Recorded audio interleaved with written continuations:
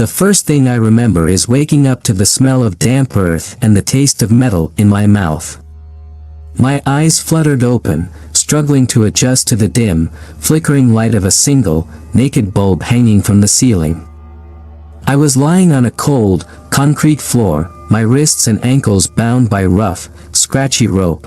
Panic surged through me as I tried to piece together how I had ended up here. The last clear memory was leaving the bar after a long day at work, the promise of a relaxing evening at home just a few steps away. Now, everything was a blur. Hello? I called out, my voice hoarse and trembling. No response came, only the eerie silence of the underground chamber. As my eyes adjusted, I took in my surroundings.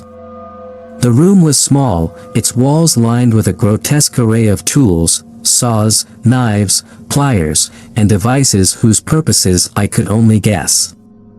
A cold shiver ran down my spine as I realized what they were for. Suddenly, the heavy door creaked open, and a figure stepped inside. He was tall and gaunt, with a twisted smile that never reached his cold, dead eyes. He moved with a deliberate, almost theatrical grace, clearly enjoying the fear radiating from me. "Ah, you're awake," he said, his voice smooth and chilling. "Welcome to my little playground." I recoiled as he approached, but there was nowhere to go. He knelt down beside me, his eyes gleaming with sadistic pleasure. "Don't worry, we'll have plenty of time to get to know each other." Time lost all meaning in that place. The man, my captor, took his time, savoring every moment of my suffering. His tools became extensions of his twisted mind, each one designed to inflict the maximum amount of pain. He started with something simple, a scalpel tracing shallow cuts along my arms and legs, his eyes never leaving my face as he gauged my reactions. The pain was excruciating, but it was the anticipation that was truly unbearable. He would pause between each cut, letting the fear build, whispering vile promises of what was to come. I bit down on my lip until I tasted blood, refusing to give him the satisfaction of hearing me scream. It wasn't just physical torture. He played mind games, filling the silence with stories of his past victims, their fates, and the screams that echoed in his mind. He spoke of their broken spirits and the pleasure it brought him, and with every word, I felt my hopes slipping away. He would leave me alone for hours, sometimes days, in that dark, silent room. The isolation was maddening. I found myself talking to the shadows, trying to keep my sanity intact, but it was a losing battle. The walls seemed to close in on me, the darkness pressing against my mind. One day, an opportunity presented itself. He had grown careless, perhaps overconfident in my broken state. He left a tool within reach, a small, rusty nail. My fingers worked frantically, picking at the ropes binding my wrists. The pain from the cuts and bruises was intense, but I forced myself to push through. With my hands free, I moved to my ankles, all the while keeping an ear out for his return. Finally, I was free. My legs were weak and unsteady, but adrenaline kept me moving. I stumbled to the door, my heart pounding in my chest. The door creaked open, and I peered out, the hallway beyond dark and foreboding. I had no idea where I was or how to get out, but I had to try. I took a step forward, but then I heard it, the slow, deliberate footsteps approaching from the shadows. He was there, blocking my path, a twisted smile on his face. "Going somewhere?" he asked, his voice dripping with malice. I backed away, my mind racing. There was nowhere to go, no escape. He lunged at me, and I fought back with everything I had, the rusty nail clutched in my hand. It was a desperate struggle, but I managed to stab him, the nail sinking into his flesh. He screamed, a guttural sound that filled the chamber. I seized the moment, pushing past him and running down the corridor. The pain in my body was nothing compared to the terror driving me forward. I stumbled through the darkness, my breaths coming in ragged gasps. I could hear him behind me, his footsteps growing closer. I pushed myself harder, my vision blurring as I searched for an exit. Finally, I saw it, a faint glimmer of light. I ran towards it, my hope renewed. The exit was a small, barred window, but it was my only chance. I forced my way through, my body scraping against the metal, but I didn't care. I was free. I collapsed on the ground outside, the fresh air filling my lungs. The nightmare was over, but the scars, both physical and mental, would remain. I looked back at the darkened building, a shiver running down my spine. I had survived, but I knew I would never be the same. The police found me the next morning, bruised, bloodied, but alive.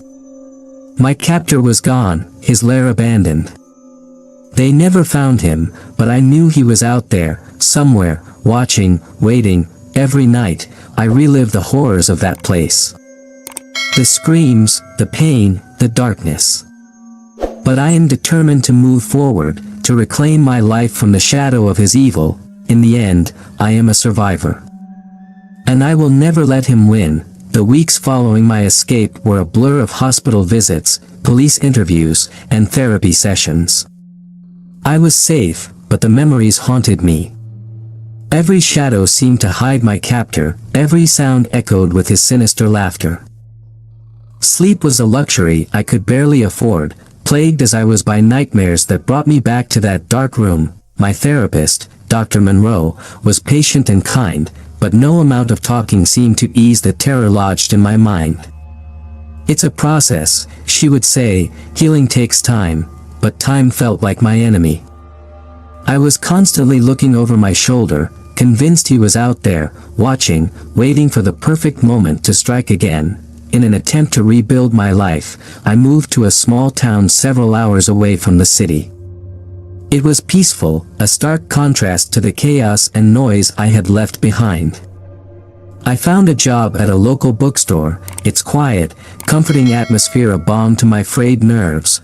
For a while, things seemed to be getting better. I made friends, started to feel a sense of normalcy creeping back into my life. But the fear never fully left me, a constant undercurrent to my days.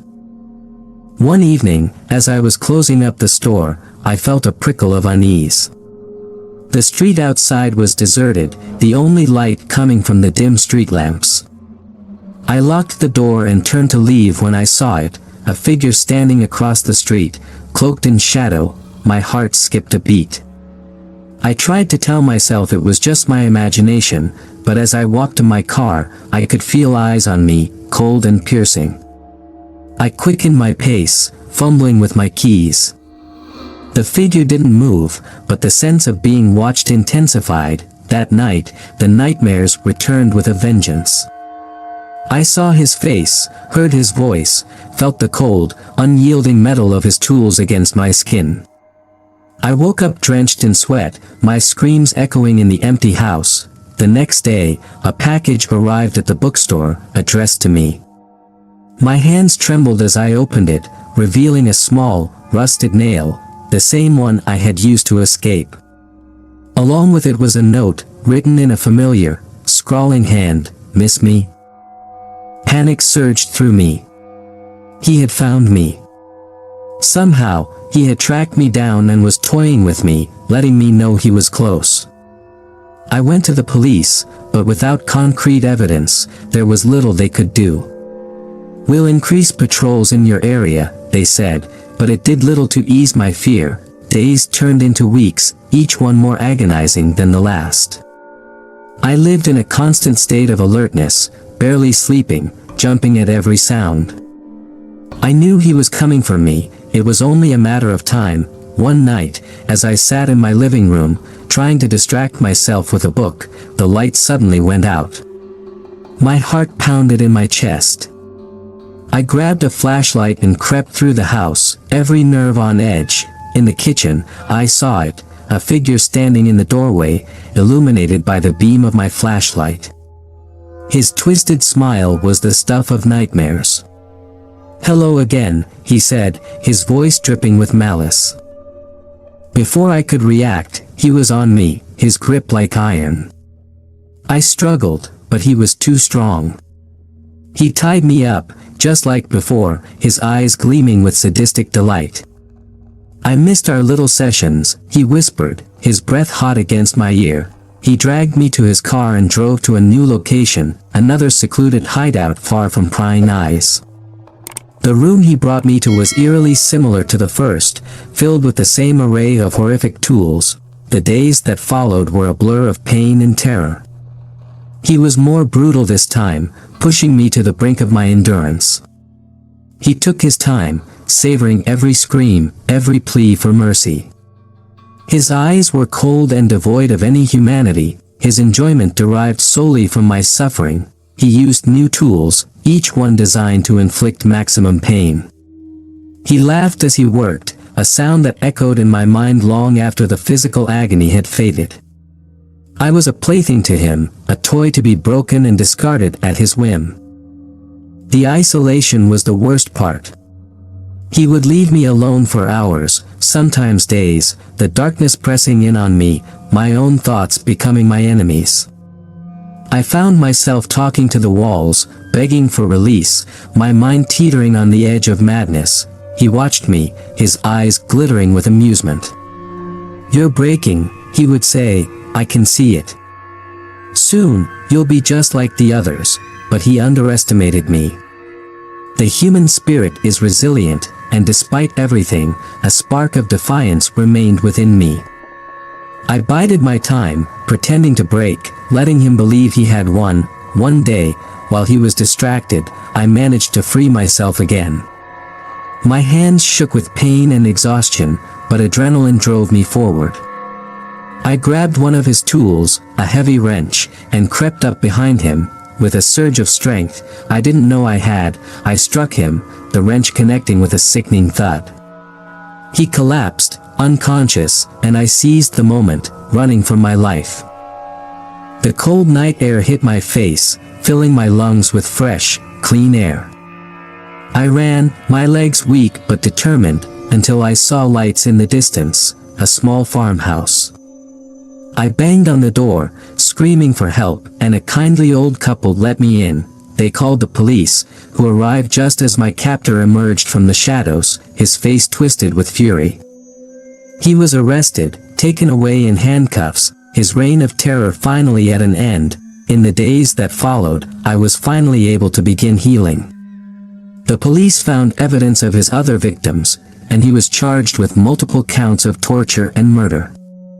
The media dubbed him the Playground Killer, a name that would haunt the headlines for years. I returned to therapy, determined to rebuild my life.